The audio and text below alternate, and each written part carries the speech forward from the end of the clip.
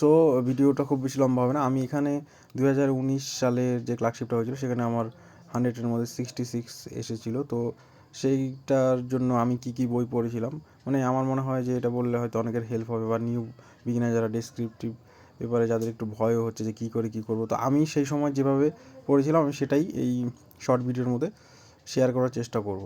ঠিক আছে, আশা করি কিছু অনেকের হেল্প হবে। তো প্রথমেই দেখো, এই যে আমি এই বইটা পিএসসির, এটা হচ্ছে লীলা মজুমদারের বই। এটা আমি 660 টাকার মতো নিয়েছিলাম, মানে এটা কিনেছিলাম।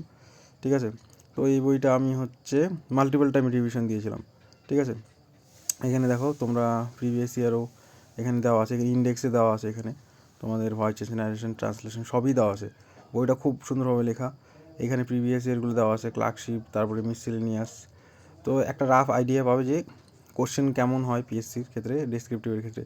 এই দেখো ক্লার্কশিপ 9-এর দেওয়া আছে। ঠিক আছে, এখানে 4-এর মিসসেলেনিয়াস 4-এর, তো এখানেও ক্লার্কশিপ 9। ঠিক আছে, তো এইগুলো আমি মোরলেস সবগুলোই করেছিলাম। এখানে যে ক্লার্কশিপ 2006-এর, 2007-এর। ঠিক আছে, আমি জাস্ট র্যাপিডলি শো করছি আর কি। ঠিক আছে, তো এখানকার মোটামুটি আমি সবগুলোই করেছিলাম, টিক করা আছে রেড পেনে, সরি ব্লু পেনে।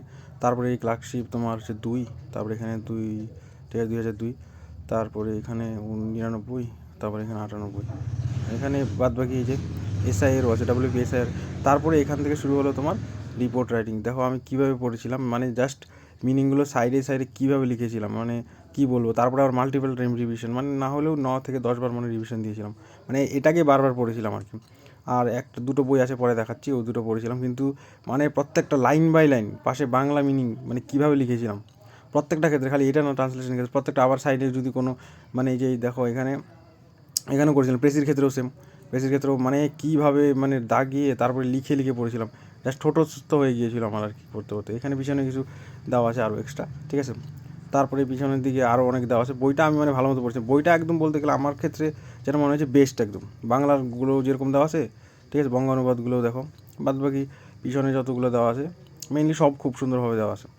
মানে এটা বললে একটা জন যে কেউ সুন্দরভাবে লিখে দিয়ে আসতে পারবে, কারণ মাথায় তোমার ওই ওয়ার্ডগুলো, সেন্টেন্সগুলো তোমার মানে গেঁথে যাবে, তো তুমি যখন লিখবে তখন সুবিধা। আর এই যে আরেকটা বই ট্রান্সলেশনের জন্য, আমি এই বইটা কিছুদিন পড়েছিলাম আর কি, এটাও আমাকে অনেকটা হেল্প করেছিল।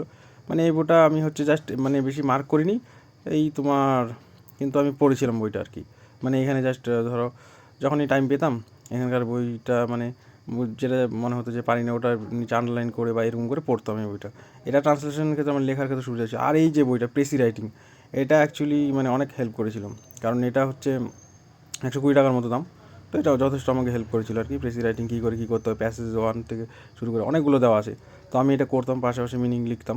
খাতা আরেকটা ছিল, ওটাও মেনটেন করতাম, ওই খাতাগুলো এখন নিই। কিন্তু আমি মেইনলি এই 3টে বই মানে খুব ভালো মতো পড়েছিলাম।